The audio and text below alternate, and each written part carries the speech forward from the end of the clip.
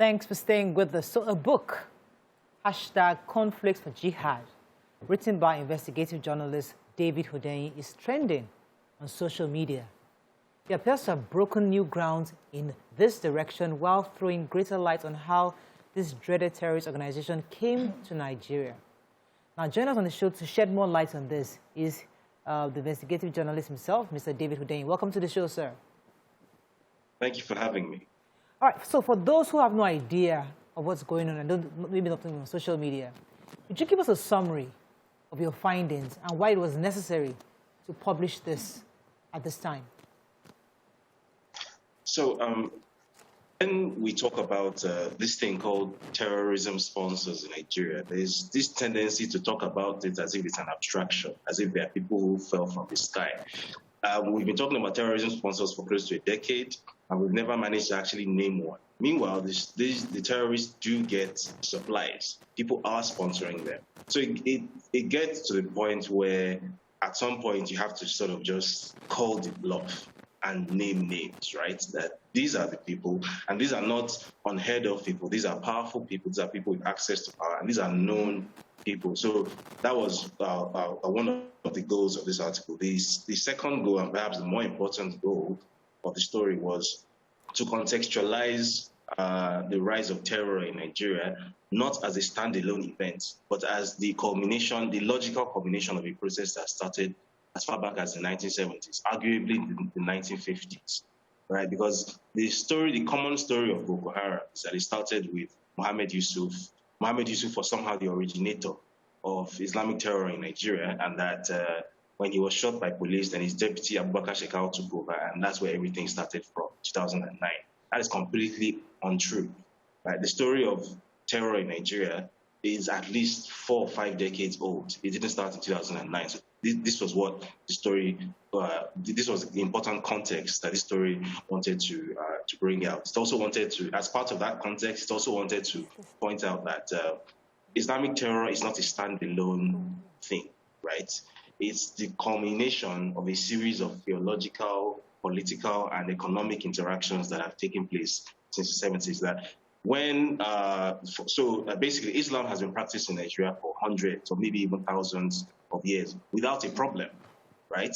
But it was in the 1970s where all of a sudden we started having this new type of Islamic doctrine, and nobody really understood where it came from. So I'm sure many of us have parents who do used to tell us, because they grew up in the North or they spent a lot of their time in the North.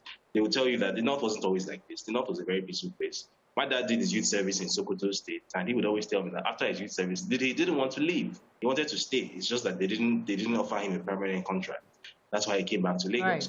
A lot of our parents and then they would tell us that something changed, something shifted at some point. That even the Islam, it wasn't like this before. So what this article was to establish when that shift happened, why it happened, and who was responsible for that shift. Okay. Right. And so, all right, good. Yeah, NASCO has refuted the claims. They have, washed their hands off, saying that they know nothing of all the allegations and they have no hand in supporting terrorism. What do you have to say about that? I found it very funny. Like the hilarious thing that I've seen since this was published is the way people can look at something in black and white and simply just decide to close their eyes and say, la, la, la, I'm not listening, right? I didn't come up with allegations or claims. I simply quoted the Nigerian government and quoted the US government, right? There was a letter, which I've shared the letter again on Twitter. I shared it in the story. I've shared it in multiple places. A letter written by Nigeria's then permanent representative to the UN, Ambassador Aminu Wali, to the UN Counterterrorism Committee, where he himself, the Nigerian government representative himself, stated in clear English, in black and white, that Ahmed Idris Nasreddin, that's founder of NASCO Group, and his assets, including the NASCO Group Limited and NASTRADE Limited, have been forfeited to the government in line with his designation by the US government as a global financer and sponsor of terrorism.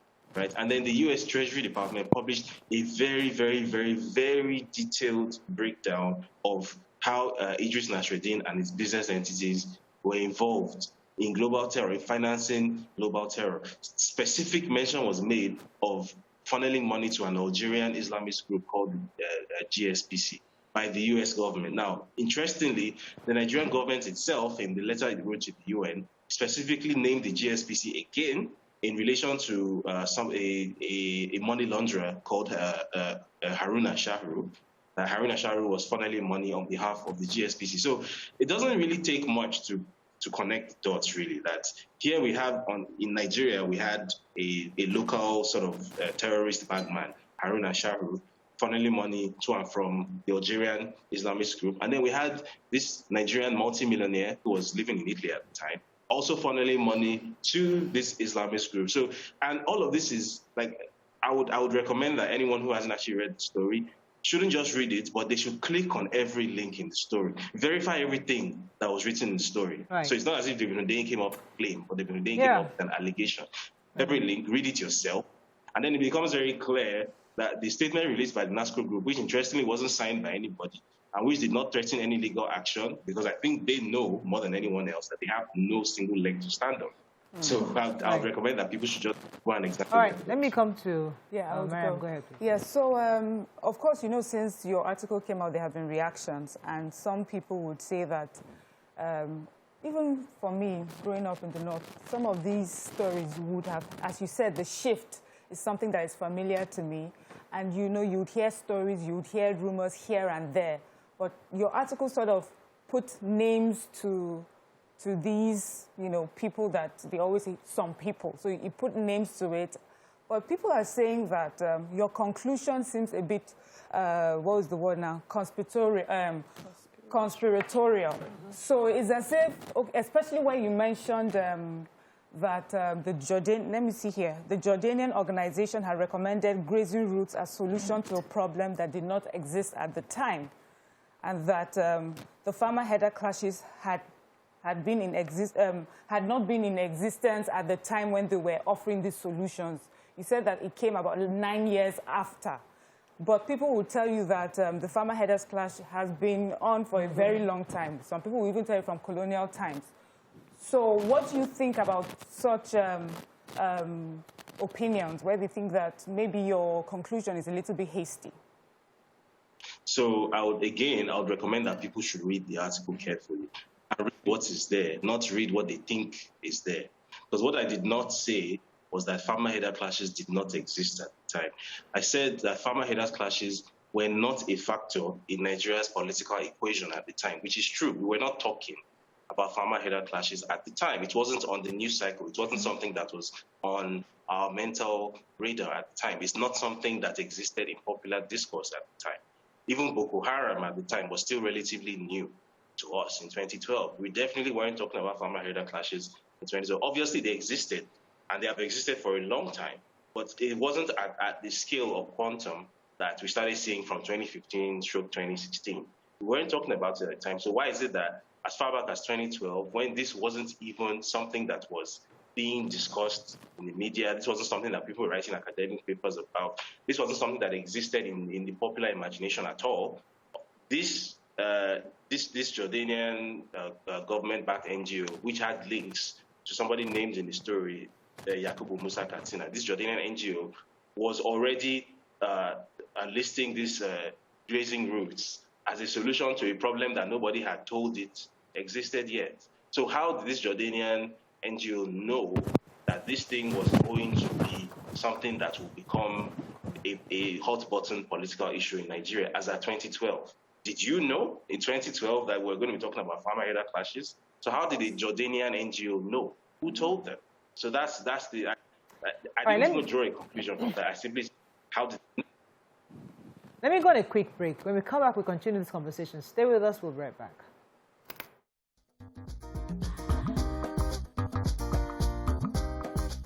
Stay tuned. Your View will be right back. Thanks for staying with us. So Mira's going to have a follow-up question. Yes. So just to go back, is Mr. David still with us? David, you're there, right? Yes, I am. Yeah. Okay, so just to go back to NASCO, response.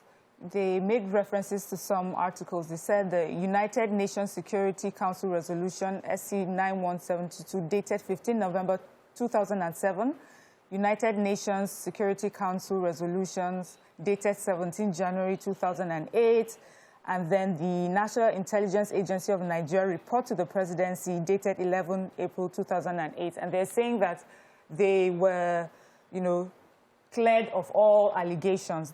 Did you come in contact with these reports when you were doing your research?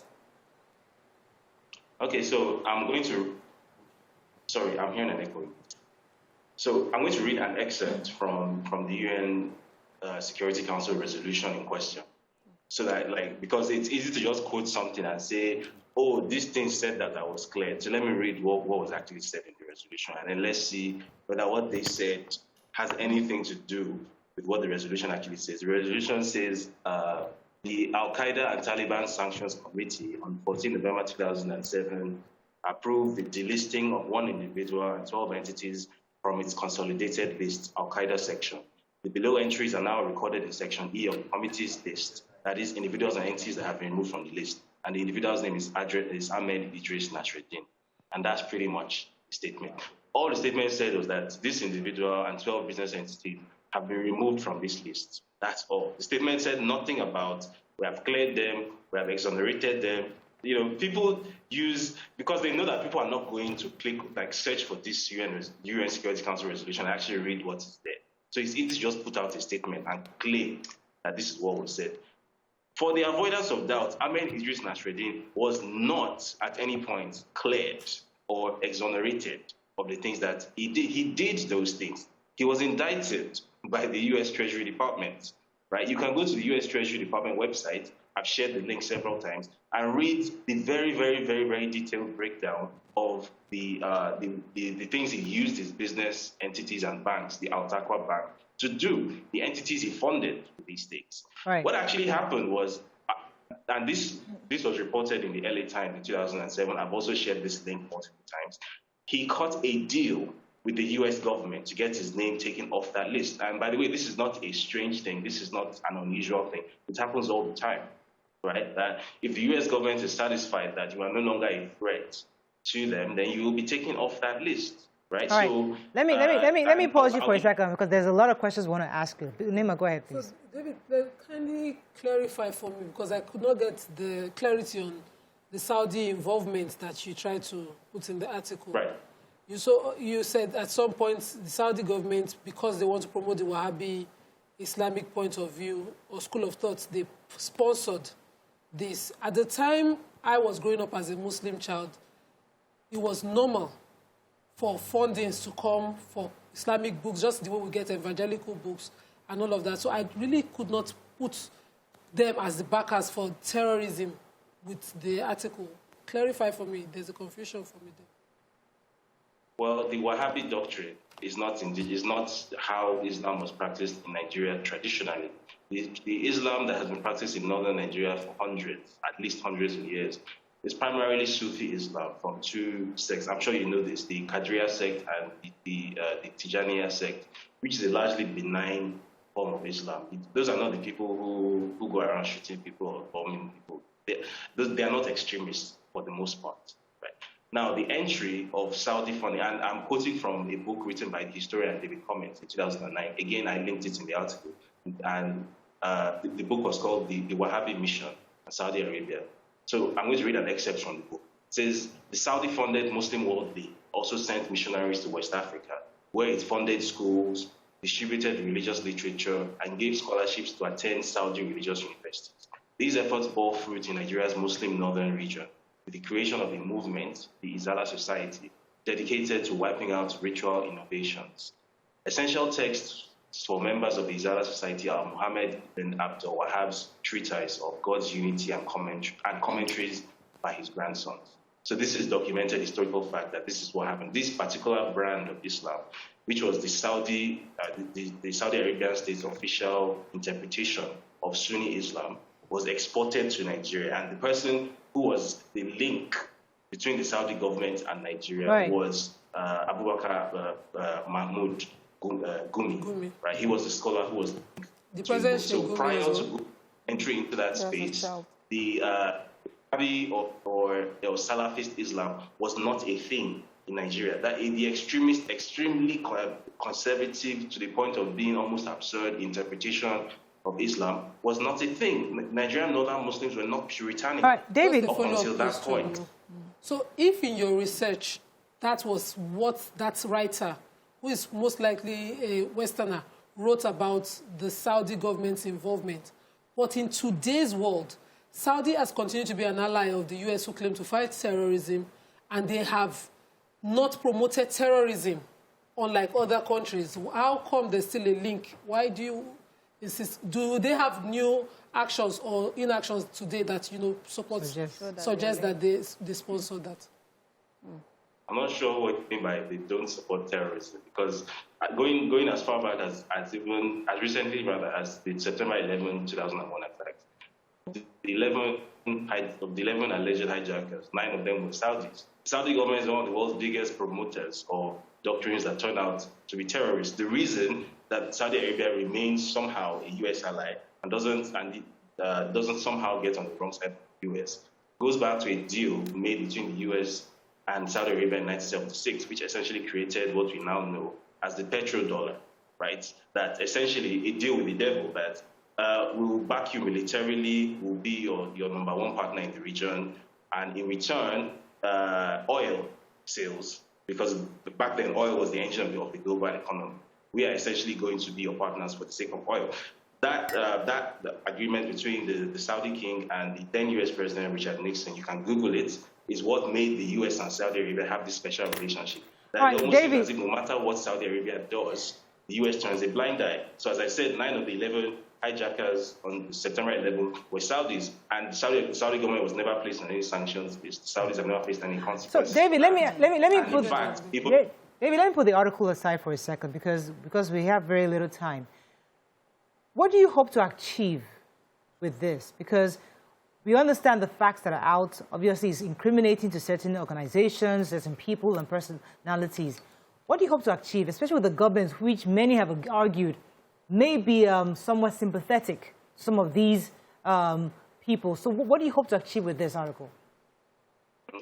Not somewhat sympathetic, it is absolutely sympathetic. There's a picture in the article of the president meeting with Yakubu Musa Katsina, who the Nigerian government itself identified as somebody who set up Taliban training camps across Nigeria and who set up terror cells in Kano and Katsina. Was arrested for it and never faced justice for doing that. And you have the president broadly smiling with him inside the Federal Executive Council chamber. So I think that says it all. What the purpose of this article, as I said, was twofold. First of all, to properly contextualize the development of terror in Nigeria, to dispel the notion that terror in Nigeria started with a guy called Ahmed Yusuf, because that is not true. And if you start the story from the middle, then you don't know what is going on. You can't fight something without knowing what it is. Right? So that was the number one thing, to contextualize and to give people the information they need to know who exactly their enemy is. That this Hydra, this state within a state, known as the Zala movement or the Zala society, that they exist. And this is who they are. This is what their activities have led to. That's the number one aim. The secondary goal was to point out that the current administration is flooded with these elements. So you have your Issa Pantamis, the president himself, constantly and proudly associating with people who are known to be terrorists, who the Nigerian government itself has identified in the past as terrorists and as terrorism financiers.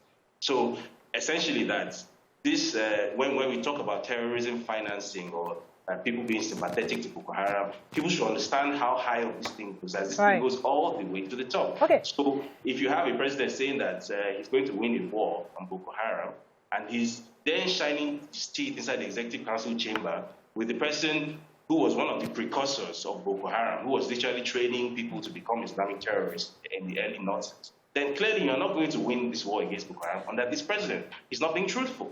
All right, so we have to wrap up. I mean, a lot of things are in the air. Yeah, so when you uncovered this report, so to speak, what do you think should have been the best step?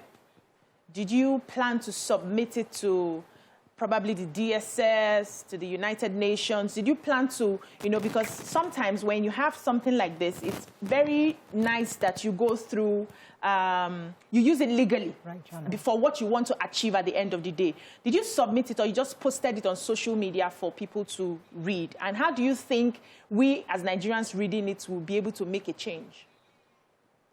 Well, no, I did not submit it to anything. I wouldn't submit it to people whom I don't have faith in, that they're not compromised. There's nothing that I put in the article that I'm sure the DSS doesn't already know 10 times over. All I did in the article actually was merely restate things that were already in public domain that people were not aware of. I quoted official Nigerian government documentation. There's no way the DSS doesn't already have access to that. There's no way the president doesn't already know these things. They know these things far better than I do, right? The DSS is actually very, very, very competent. They're very good at their job. However, their bosses are politicians. So as it was the case with Issa Pantami, where people were saying, why didn't the DSS vet this person? And then the former DSS director, Teresa Makri, came out and said openly that they did write a very damning memo, a very damning report, security report, dossier on Issa Pantami, and the president chose to ignore it and appoint him as a minister anyway. So if there's that level of political interference in the work of the security agency, why would I submit such work, which they already know, by the way? I'm literally quoting them. Why would I simply give their work back to them? What is that going to achieve? All right. What about civil society? We have to run, unfortunately. Thank you very much, David. I mean, that's all we can take. We're going to keep monitoring the story and see how far it goes. But thank you very much for joining us on the show this morning. Thank you for having me. Let's go on a break. When we come back, we'll continue with all these topics. Stay with us. We'll be right back.